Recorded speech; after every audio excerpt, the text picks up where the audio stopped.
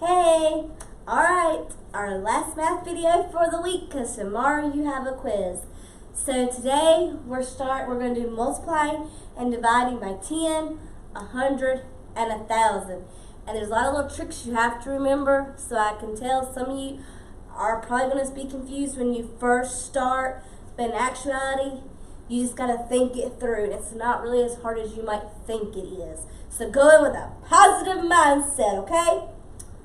Alright, so we're going to start off on page 289 first. And we're just going to talk about the multiplying first before we go into the dividing part. Alright, so it says rules. To multiply a whole number by 10, 100, or 1,000, annex means add as many zeros to the whole number as in the power of 10. So what that means, alright, if you have the number 163 times 10, and it says annex how many zeros are in that power of 10. How many zeros are in this number? There is 1. So that means when you do your answer, you're just going to add 1 0 to the end. You're just going to take that number and add that 1 0 to it. That's all you're doing. You can take that same number and do it by 100. You're going to take this number and how many zeros are you going to put behind it? 2. So your answer would be this.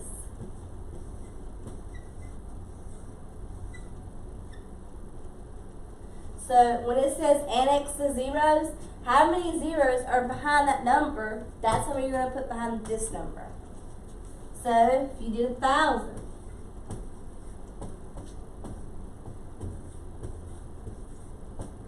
how many numbers are you going to add to the end of this number? 3.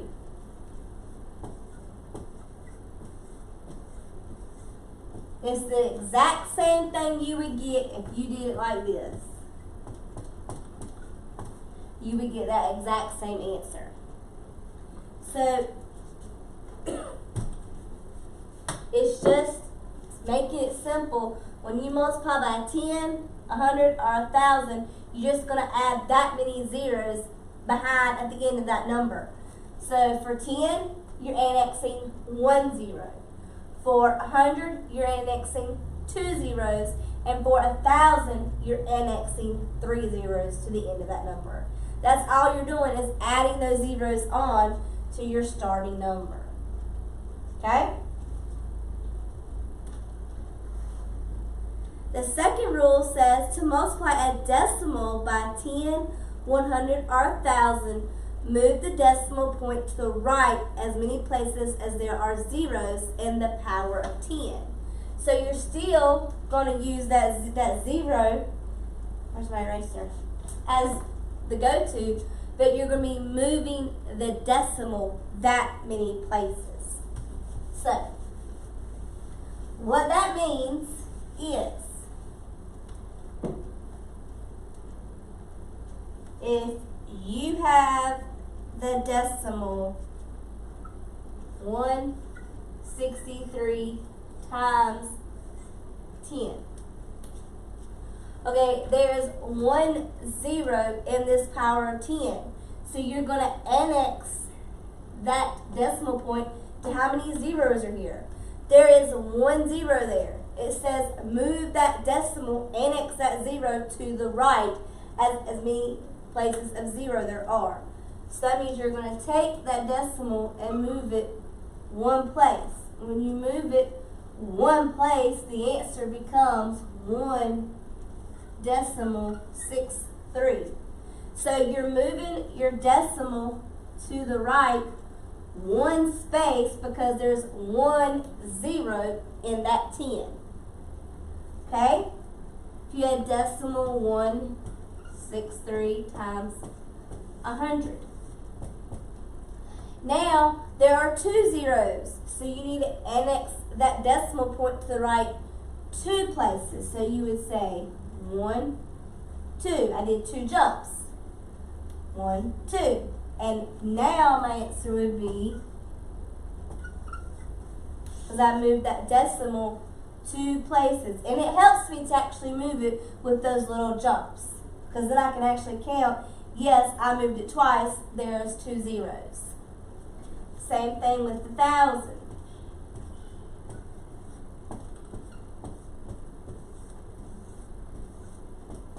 There are 3 zeros, so you're going to move that decimal to the right 3 times. I'm going to do my 3 hops.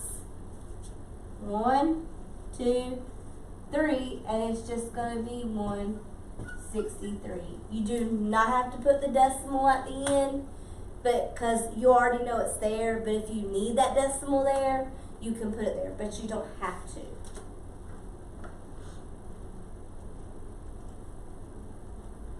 Okay?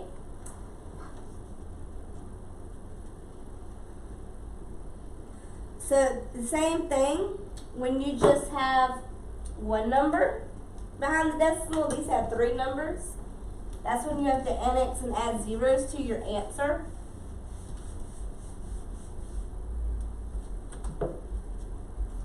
So let's say you had decimal 3. You're going to multiply it by 10, by 100, and by 1,000.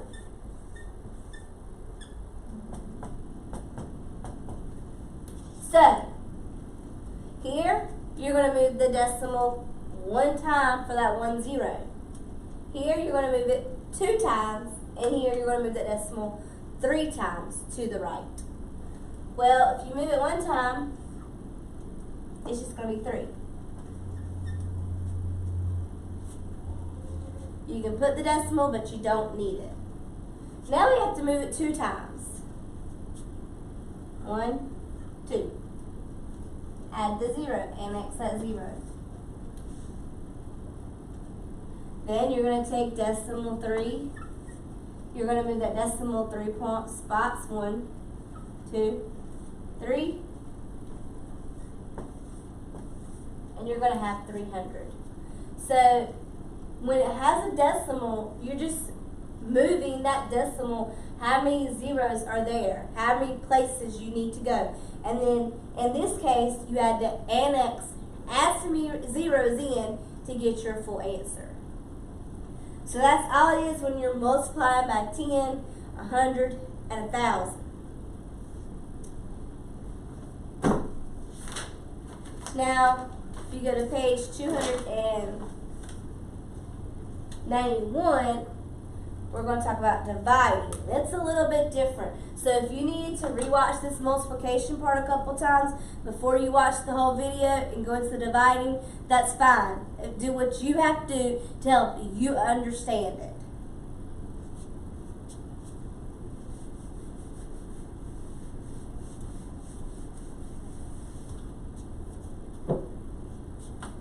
Alright, so when we're dividing, the rule is to divide a decimal or a whole number by 10, 100, or 1,000, move the decimal point to the left as many places as they are zeros in the divisor.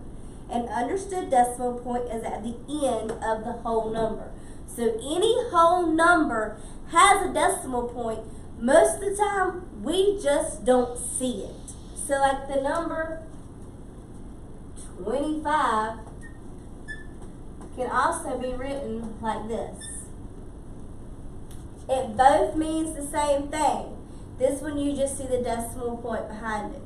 Every whole number has that decimal point to it. We just don't normally see it. We normally see it like this. Now when we're dividing, we're going to move that decimal point to the left. When we multiply, we move the decimal place to the right. When we divide, we're going to move it to the left. Okay? So, if we're given, let me see that real quick. The number 629. You're just given that number. And you're going to divide it by 10, divide it by 100, and you're going to divide it by 1,000.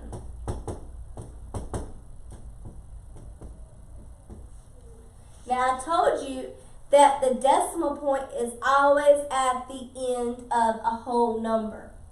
We just don't normally see it like that. When we're dividing, we move the decimal to the left.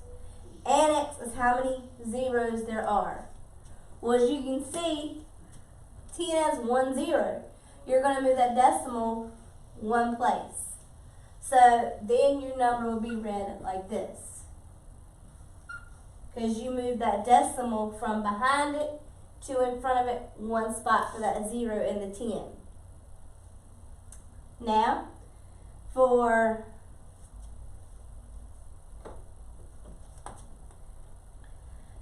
the 100 has 2 zeros. So you're going to jump it 2 times. So now instead of in front of the 9, the decimal is going to be in front of that 2. So I moved that decimal place 2 times. That actually showed I divided. And then divide by 1,000. There's 3 zeros. Move that decimal 3 times.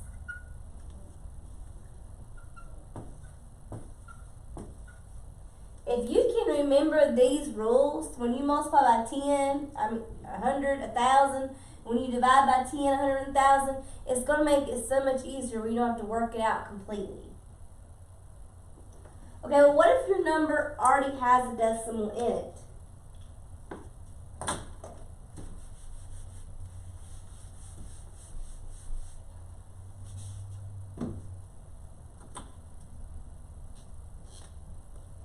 Let's say your number is 5.8. You already have a decimal in that number.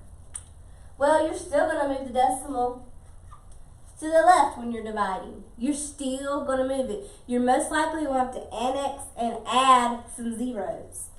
So we're going to divide by 10. You're going to divide by 100.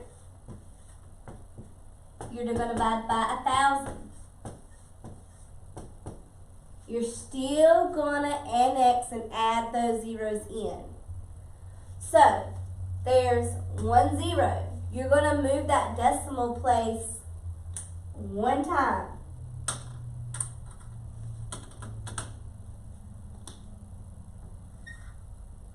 And it's going to be in front of that number now.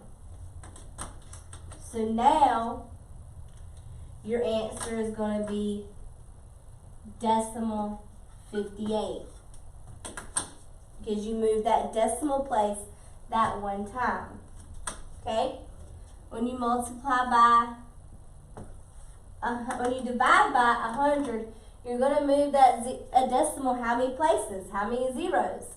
You're going to move it 2 times to the left. So you're going to go 1, 2, and I like to fill in my holes that I jump. Because you jump twice, there's nothing there.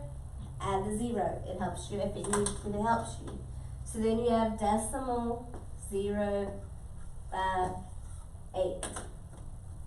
Okay? So let's do 5 decimal 8 divided by 1,000.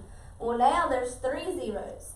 You're going to move that decimal 3 places. 1, 2, 3. So you're going to put decimal 0, 0, 5, 8. So you're just moving the decimal to the left, how many zeros there are. If you have to annex and add zeros, you do. That's all you're doing for division, is moving the decimal place. If it's a whole number, the decimal's at the end. With dividing, if it's a decimal, you move to the right. How many zeros are in 10, 100, or 1,000. That's all you have to do. So if you have any questions, if you need to rewatch the video several times, do so. I make these for your benefit, to help you better understand what we would be doing if we were in the classroom. I miss you guys. If you need help, please let me know. Bye for now.